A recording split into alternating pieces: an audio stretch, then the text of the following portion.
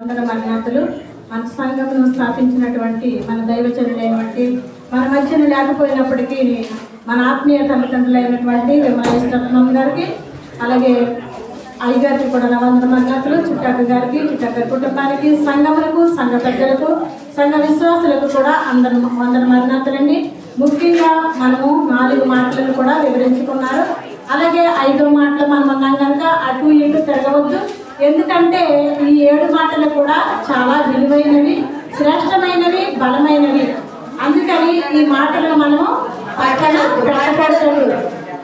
7 మాటల విలువ వల్ల కూడా ఈ మాటలను మనము లెక్క పెట్టకూడదు. ఎందుకంటే ఆదృశ్యమైన దేవుని కార్యములు చాలా గొప్పవి. సమయం కొద్దిగానే ఉన్నది కనుక ఎవ్వరు కూడా గర్వం చేయకుండా క్రమంగా మర్యాదగా ఆలోచించవలసిందిగా కోరుచున్నామండి. ఈ మాటలు ఏమన్నా తప్పుగా మాట్లాడితే మన్నించవలసిందిగా కోరుచున్నాము.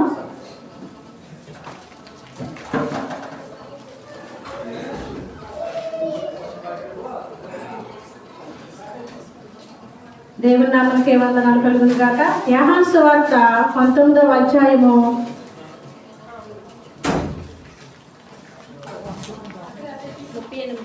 38 నుంచి 39 వరకు చదువుకోవచ్చండి. తరువాత సమస్తమును అప్పటికి సమాప్తమైనదని యేసు ఎరిగి, లేఖనము నెరవేరినట్టు నేను దప్పికొనుచున్నానెను.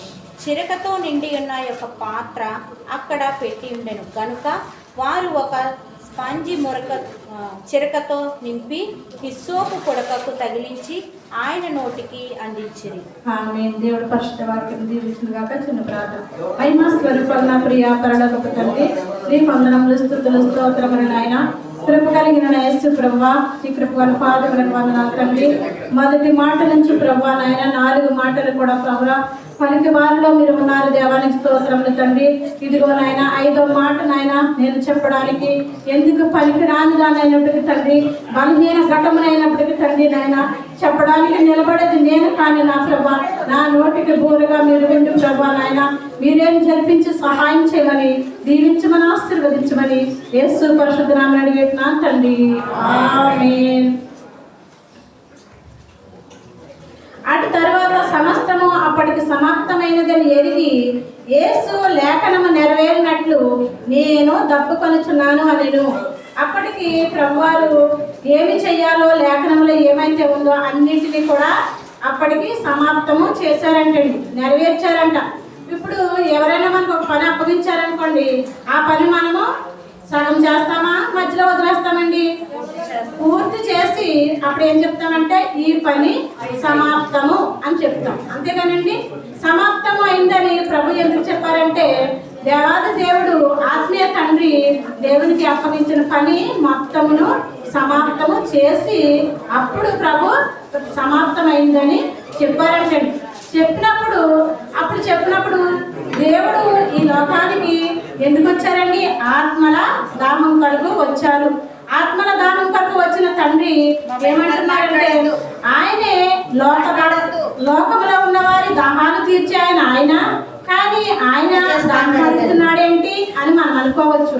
కానీ ఈ లోక దాహము వేరు, ఆత్మీయ దాహము వేరు. అలాగే ఆత్మలు రక్షించే దాహము మన యేసయ్య ఉన్నారు. యేసయ్య పరిచర్య చేసిన కాలము 33 సంవత్సరములు. 33 సంవత్సరములు కూడా ఆయన 30 సంవత్సరములు కూడా ఇంట్లోనే ఉన్నారు. యూదుల దేశంలో 30 సంవత్సరాలు దాటితేనే కానీ బయటకు వచ్చి పరిచర్య చేయకూడదు. 30 సంవత్సరాలు దాటిన వాడు బయటకు వచ్చి పరిచర్య చేయాలి. ఎందుకంటే యూదుల ఆచారం అది. అప్పటి వరకు తండ్రితోనే ఉండి తండ్రికి సహకారిగా ఉన్నటువంటి యేసయ్య తండ్రితో ఎంతో సహకారిగా. వారు ఏమి పని చేసేవారండి? వడ్రంగి పని చేసేవారు. వడ్రంగి పని చేసి యేసయ్యకి అన్నదమ్ములు, అక్క చెల్లెలు ఉన్నారండి? లేరండి? ఉన్నారండి. అన్నయ్యలు, తమ్ముళ్ళు ఉన్నారు, చెల్లెళ్ళు కూడా ఉన్నారు. యేసయ్య మరియమ్మ గారికి దూత ద్వారా వచ్చినటువంటి సంబంధము.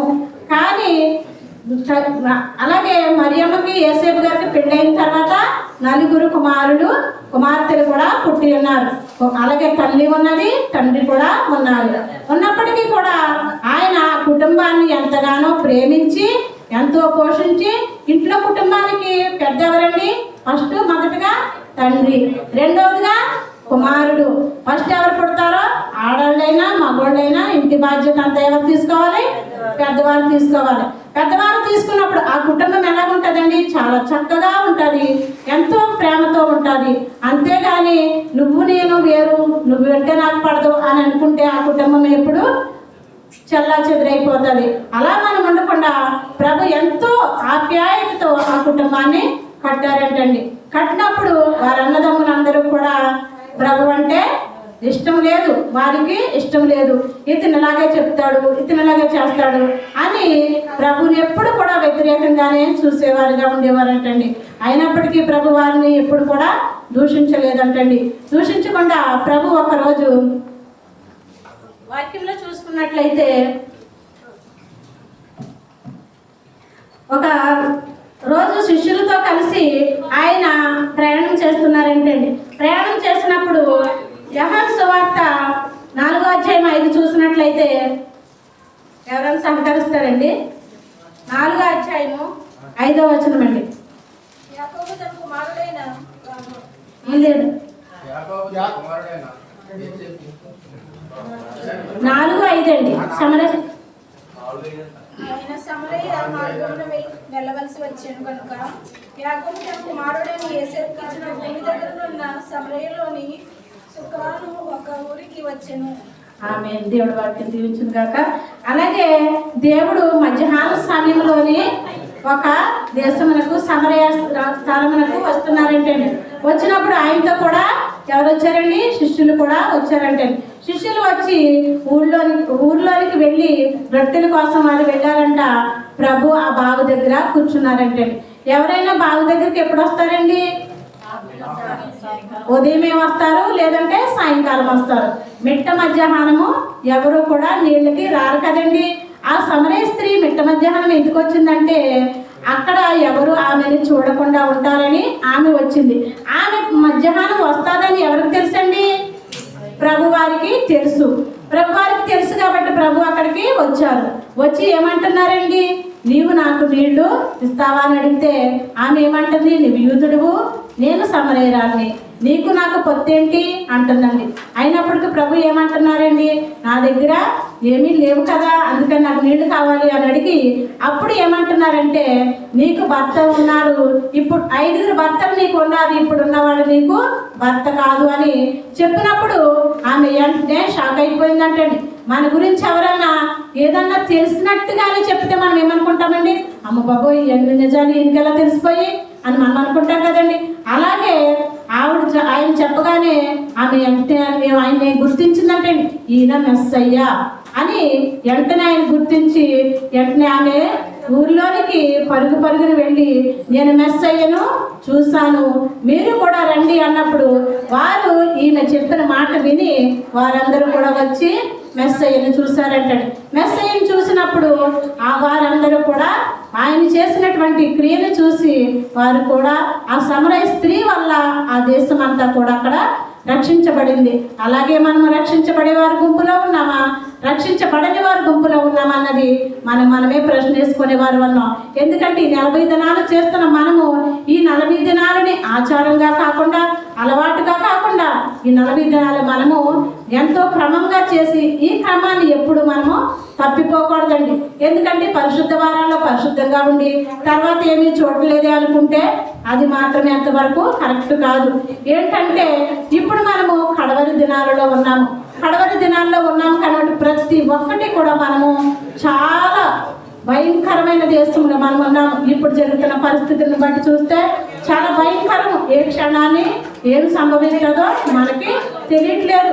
ఇక్కడ నుండి మనం వెళ్తామో లేదో కూడా మనకి తెలియట్లేదు. అది దేవుని చిత్త ప్రకారమే జరుగుతుంది. అందుకే మనం ఎప్పుడు కూడా మనము దేవుని ఆజ్ఞలలో మనం ఉండాలి. అలాగే చూసినట్లయితే మొట్టమొదటిగా దేవుడు దాహము అని ఎవరిని అడిగారండి? చెప్పారండి. దాహం అడిగినప్పుడు ఆవిడ నీళ్లు ఇచ్చారు, అది అక్కడ దేవుడు రక్షించబడ్డారు. అలాగే దాహం ఎవరికి తీర్చారండి? రెండోసారిగా కానాను విందులో పెండ్లి జరుగుతున్నప్పుడు ఆయన నీళ్లను మధుర ద్రాక్షారసంగా మార్చి అనేక మంది దాహాన్ని వారు తీర్చేవారుగా ఉన్నారు. ఇప్పుడు ఆయన శరీర సంబంధిగా ఉన్నారు కాబట్టి శరీర సంబంధమైన దాహం కొరకు ఆయన ఎదురు చూస్తూ ఉన్నారండి. అలాగే కీర్తనలు 22:15 చూసినట్లయితే, నా బలము ఎండిపోయి చిల్ల పెంకులు వలె ఆయను, నా నాలుక నా దవడను అట్టుకొని ఉన్నది. చూసారండి, దేవుడు ఏమంటున్నారంటే నా బలము ఎండిపోయింది. ఎందుకు ఎండిపోయిందండి ఆయన బలము? ఆయన చాలా బలమైన వాడు. 33 సంవత్సరాలు అంటే అప్పటికి చాలా బలమైన వాడు కదండి. ఆయన బలము ఎండిపోయిందని ఎందుకు అంటున్నారంటే, గోల్గొతా ఆయన అక్కడ అమ్మ ఇలా మాట్లాడితే చెప్పేవారికి చెప్పలేము, వినేవారికి ఇంట్రెస్ట్ ఉండదు. క్షమించండి అందరూని. ఆయన ప్రార్థన చేస్తున్నప్పుడు ఆయన ప్రార్థన ఎలా చేశారండి? ప్రార్థన ఎలా చేసి మన ప్రార్థన అయితే ఎలా ఉంటుంది? మోకాళ్ళ ప్రార్థన అనుభవము మన తండ్రి అయిన దేవదాసయ్య గారు మనకి నేర్పించారు. ఆ మోకాళ్ళ అనుభవంతో ప్రార్థన చేసినప్పుడు మనకు జరగని కార్యం అంటే ఏది ఉండదు.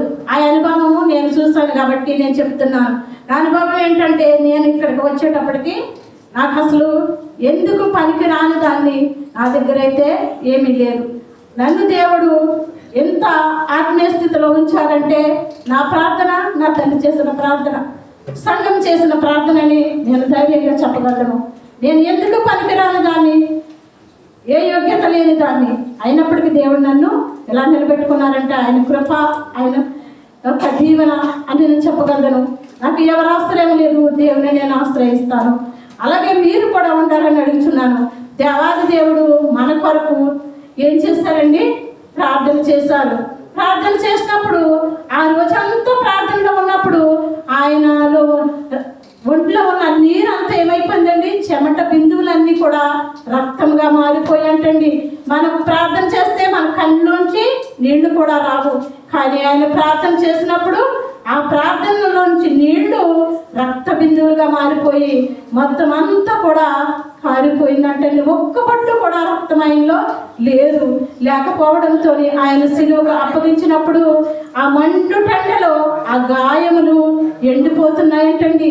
ఎండిపోతున్నప్పుడు ఆ గాయములు ఎండిపోతే శరీరం అంతా ఏమవుతుందండి? మనకు చిన్న దెబ్బ తగిలినప్పుడు శీతాకాలం అయితే అది బిగిసిపోయినప్పుడు మనకి ఎంత బాధ అవుతుందండి? చిన్న గాయానికి ఎంత బాధపడుతుంటే ఆయనకు ఒళ్ళంతా గాయమే, ఎక్కడ చూసినా గాయమే, అసలు ప్లేస్ అన్నదే లేదండి. లేనప్పుడు అతని శరీరం ఇంకెంత భయంకరంగా ఉంటుందో ఒకసారి ఆలోచించండి. అంత భయంకరమైన ఉన్నప్పుడు శరీరధారిగా మానవ రూపిగా మన మధ్యకు వచ్చారు కాబట్టి ఆయనకి దాహము వేసిందండి. దాహం వేసినప్పుడు ఆయనకి నోటికి ఏమందించారండి? చేదు చిరకను అందించారు. అందించినప్పటికీ ఆయన దాన్ని స్వీకరించారండి, స్వీకరించలేదండి? చెప్పాలండి. స్వీకరించారు, కానీ అది శరీర దాహం కాబట్టి ఆయన స్వీకరించడం జరిగింది. అలాగే ఆయనకు కూడా ఆకలి వేసిందండి. ఆకలి వేసింది. ఆకలి వేసినప్పుడు ఆయన కూడా ఆహారాన్ని అడిగారు. ఆహారాన్ని అడిగినప్పుడు ఇచ్చారా? ఇవ్వలేదండి. ఇవ్వలేదు కదండి. ఇవ్వలేదని మీరు ఎలాగంటున్నారు? అలాగే 2వ రాజుల గ్రంథంలో ఉంటుంది, మీరు ఇంటికి వెళ్ళినంత చదువుకోండి. ఆయన ఒక ఇంటికి, విధవరాలి ఇంటికి వెళ్ళినప్పుడు ఆమెను అప్పములు కాల్చుకుంటుండగా ఆయన ఆహారాన్ని అడిగారు. అడిగినప్పుడు ఆమె ఇచ్చింది కదండి, ఈ పిండి మాత్రం కొద్దిగానే ఉన్నది, నాకు నా కుమారులకి సరిపోదు అన్నప్పుడు అప్పుడు ఆయన ఏమన్నారు? మీరు వెళ్ళి పక్కింటికి వెళ్ళి మీరు పాత్రలు తీసుకుని వచ్చి ఇంట్లోనికి వెళ్ళి ఆయన ప్రార్థన చేసినప్పుడు ఆ పాత్రలన్నీ దేంతో నింపబడింది? నూనెతో నింపబడింది. నీ పిండయు నీ గంపయు దీవించబడిన దేవుడు ఆశీర్వదించాడు. ఆశీర్వదించి ఆస్థాలను దేవుడు ఎప్పుడు కూడా ఇచ్చే ఆస్థాన దేవుడు కూడా ఎప్పుడు కొరచ చేయడండి, ఆశీర్వాదాస్తంగా ఉంచుతారు. అలాగే దేవాది దేవుడు ఆ కుటుంబాన్ని దీవించి, ఆమె ఎదవరాలు, ఆమెకు ఎవరూ లేరు కుమారుడు, ఆమె ఒంటరిగా ఉన్నది, కొద్ది పిండి మాత్రమే ఉన్నది, కొద్ది నూనె మాత్రమే ఉన్నది. వాటిని దేవుడు ఆశీర్వదించి నూరంతుల ఆశీర్వాదము కుమార్తెకు అందించిన విధానంగా ఉన్నది. అలాగే చూసినట్లయితే దేవాది దేవుడు ఎంతో శ్రమపడి మన కొరకు ఈ లోక రక్షకునిగా మన మధ్యకి ఎందుకు వచ్చారండి? మన పాపముల నిమిత్తమే. అలాగే మన ముందు చెప్పినటువంటి మాటలు విన్నారు కాబట్టి మన పాపల నిమిత్తమే వచ్చి మనుష్య రూపునిగా వచ్చి దాసుని స్వరూపము ధరించుకొని మన కొరకు ఆయన మరణించినట్లు దైవ గ్రంథంలో వ్రాయబడింది. అలాగే ఇంకో మాటగా చూసినట్లయితే కీర్తన గ్రంథము 69:21 వారు నాకు కీర్తన గ్రంథము 69:21 అండి. వారు చేదు నాకు ఆహారముగా పెట్టిది, నాకు దప్పి అయినప్పుడు సిరకును త్రాగనిచ్చిది. అవును కదండి, చేదునిచ్చినప్పుడు ఎవరన్నా తాగుతారండి? మనం ఎండలోంచి వెళ్ళామనుకోండి, ఎక్కడన్నా ఆగి నీళ్లు తాగాలి అనిపిస్తుంది, నీళ్లు ఉండవు. నీళ్లు ఉండకపోతే ఎక్కడికన్నా వెళ్ళి మనం ఏమైనా తాగాలనిపిస్తుంది, కానీ ఎదురుకి ఏదో తాగుతాం అనుకోండి, అది బాగోలేదనుకో మనకు మనసుకు నచ్చక మనం తాగం. అయినప్పటికీ దేవాది దేవుడికి అక్కడ నీళ్లు కావాలి అంటే దైవాత్మగా ఉంటే మాత్రం దేవునికి వచ్చును, కానీ శరీరధారిగా ఉన్నారు కాబట్టి ఆయనకి చేదు చెరకను అందించారు, దానిని వారికి త్రాగనిచ్చారు. ఆహారం బదులు వారు ఏమిచ్చినప్పటికీ కూడా తప్పదు. ఏంటంటే ఆయన ఆత్మీయ శరీరం ధరించుకుని రాలేదు కాబట్టి, శరీరధారిగా మన మధ్యలో ఉన్నారు కాబట్టి ఆయన దాన్ని అంగీకరించినట్లుగా తెలుస్తున్నది. అలాగే మనము కూడా ఎప్పుడైనా సరే అంతంత మాత్రం ప్రార్థన కాకుండా దేవుని యందు భయముతో భక్తితో ఉంటే మన కార్యము జరగనదన్నదేమి కూడా లేదండి. అది వాస్తవం నేను చెప్తున్నాను. ఏంటంటే రుచి చూచి ఎరిగిన వారే ఇందులో అనుభవం తెలిసిన వారే కానీ అందరూ కూడా అది తెలియదు. ఏదో అనుకుంటాము, చూడట్లేదు కదా, ఒక్క పాపమే కదా అని అనుకుంటాము. ఒక్క పాపాన్ని ఆయన దేవుడు క్షమించాడు, కానీ తెలిసి తెలియని పాపాన్ని దేవుడు క్షమించాడు, కానీ తెలిసి నువ్వు కూడా పాపంలో పడిపోతే దాన్ని దేవుడు అసలు క్షమించడండి. చూడండి, అలాగే సమరయ స్త్రీ కూడా ప్రభు దేవుని అంగీకరించింది కాబట్టి ఆమెను కూడా దేవుడు క్షమించాడు. మనమైతే ఎవరు చూడలేదు అనుకుంటాం, కానీ దేవుడే చెప్పేశాడు కదండి. మనం కూర్చుండుట, నుంచుండుట, లేచుట కూడా ఆయనకి ఎరికే. మనకు ఎవరు చూడలేదు, 4 గోడలు కదా ఉన్నాయి, ఎవరు లేరు కదా అనుకుంటాం, కానీ ఆత్మీయ తండ్రి మనతో ఎప్పుడు ఉంటారంటే అండి. దేవదూతల గాటు కూడా మనకి ఎప్పుడు ఉంటుంది. దేవాది దేవుడి చిన్న మాటలను దీవించి ఆశీర్వదించును గాక. ఆమేన్. తండ్రి నీకు వందనాలు, స్తుతులు, స్తోత్రములు నాయన. ఎందుకు పనికిరాని దానినప్పటికి తండ్రి నన్ను నిలబెట్టుకొని 5వ మాటగా ప్రభా నాయన ఈ లోకానికే నాయన ప్రభా వెలుగైనటువంటి దేవుడు ప్రభా మా కొరకు నా తండ్రి నాయన నీ ప్రాణాన్ని పెట్టినట్టు దినములో నాయన మంచి శుక్రవార దినంలో ఉన్నావు దేవా. నీ స్తోత్రములు తండ్రి. నీ కృప గొప్పది, నీ ప్రేమ గొప్పది నాయన. నీ కృప లేకపోతే నేను ఏమి చేయలేను కనుక తండ్రి నీకు స్తోత్రములు తండ్రి. ఉన్నవాడును అనేవాడు నాకు కదా నాయన, నీకు స్తోత్రములు నాయన. విరిగి నలిగిన మనసు నీకు ఇష్టం కదా తండ్రి, నీకు స్తోత్రములు నాయన. ఎంతమంది అయితే ప్రభా నేను నిన్ను అంగీకరించి ఇంకా అంగీకరించి కూడా అంగీకరించలేని వారుగా ఉన్నారు తండ్రి. వారందరితో మాట్లాడి మరి నాయన రోజంతయు సంవత్సరం అంతైనా నీ గాయాలు రేపు వారులా ఉన్నామేమో తండ్రి. క్షమించమని, దీవించమని, ఆశీర్వదించమని నాయన నీ కృపలో నడిపించమని యేసు పరిశుద్ధ నామమున అడిగేస్తున్నాను తండ్రి. ఆమేన్. అందరికీ మరణాతండి. అవకాశం ఇచ్చినటువంటి చిట్టక్క గారి కుటుంబానికి, సంఘమునికి కూడా నా వందన మరణాతులు.